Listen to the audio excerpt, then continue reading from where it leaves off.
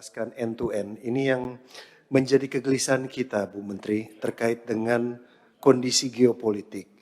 Bagaimana Kementerian Pariwisata yang merupakan mitra kita secara agile, secara gesit bisa menjawab, dan ternyata memang Bu Menteri telah memaparkan strategi agile-nya. Terutama ketika pemasukan negara diproyeksikan berkurang. Dan Bu Menteri pun sudah bisa menyampaikan bahwa potensial loss kita 48 triliun, tapi memberikan pivoting. Nah, yang menjadi tantangan adalah bagaimana shifting ini betul-betul diikuti oleh jajaran yang ada bersama dengan Ibu Menteri. Yang pertama tentunya saya mencatat di dalam paparan ini, karena ini menurut saya cukup komprehensif di atas kertas. Tapi nanti implementasinya, Bu Menteri, yang harus kita kawal betul. Karena ini melibatkan banyak sekali pekerja pariwisata yang ada di berbagai tempat di Indonesia. Kalau kita lihat di halaman awal, terus kita lempar ke halaman belakang, di mana di halaman awal itu realisasi dari Satker Ibu Martini ini, pemasaran, itu kan serapannya kecil sekali. Betul ya? Cuma 8, sekian persen. Kemudian ini Ibu mempropos kampanye digital masif, pemasaran masif, itu bagus. Berarti nanti akan ada shifting yang besar, Bu.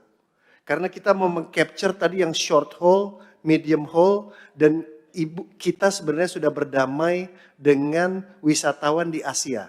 Gitu ya. Artinya ini juga harus kita yakini betul, Bu, dalam pelaksanaannya. Bahwa wisatawan Asia Tenggara, Asia Timur, Oceania, berarti kan kita masih membuka selatan ya, membuka New Zealand, Australia untuk datang. Itu shiftingnya nggak mudah, Bu, dari sisi pemasarannya. Karena kita biasa bermain dengan wisatawan-wisatawan yang long haul, long stay, dan lain sebagainya.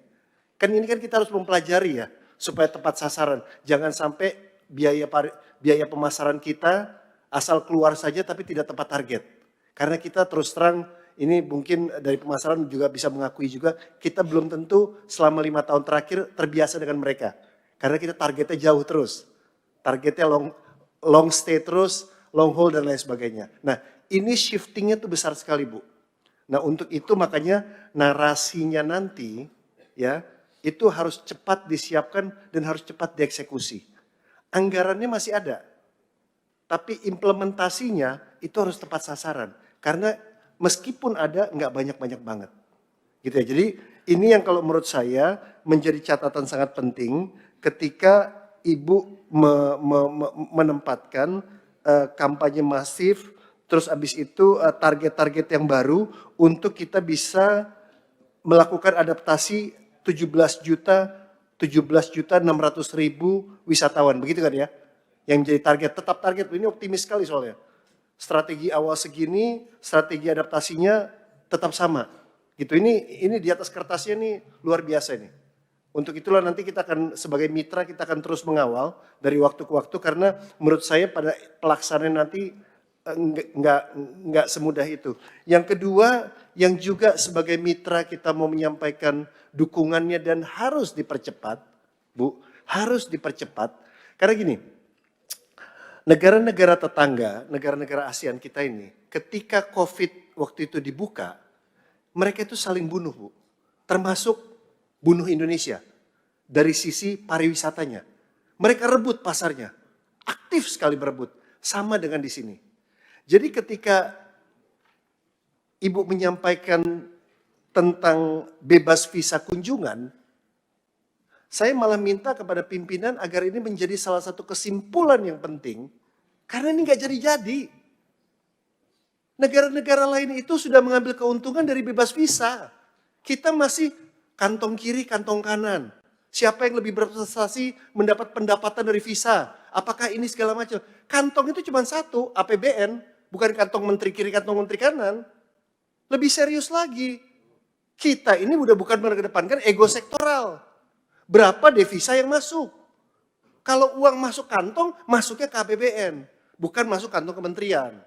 Jadi masalah visa ini udah muter-muter. Bebas visa, tidak bebas visa, dan lain sebagainya.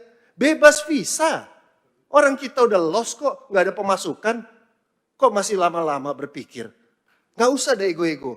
Jadi ibu di depan bu, ibu sampaikan. Kementerian Imigrasi apa segala macam harus bebas visa karena sudah makin kecil potensi pariwisata yang datang ke Indonesia. Jadi udah nggak usah ya kita mengedepankan ego sektoral itu. Jadi Bu, kita dukung Bu untuk maju sampaikan dalam rapat tripartit itu. Jelas dan tegas. Nih Australia, Selandia Baru, Tiongkok, Jepang, Korea, India bebas lah visanya. Apalagi urusannya. Gitu. Jadi yang ini Bu, menurut saya ini karena ini situasi sulit. Saya udah mau agak galak hari ini sebetulnya. Tapi pilihan saya mau galak atau mau bilang ibu gas terus supaya devisa kita tercapai gitu loh. Akhirnya saya pilih yang ini Bu. Ya, untuk menguatkan supaya ibu maju gitu loh. Ya, jangan lagi ada keraguan-raguan. Yang terakhir Bu, saya kemarin berkesempatan ke Bali dan ke Labuan Bajo.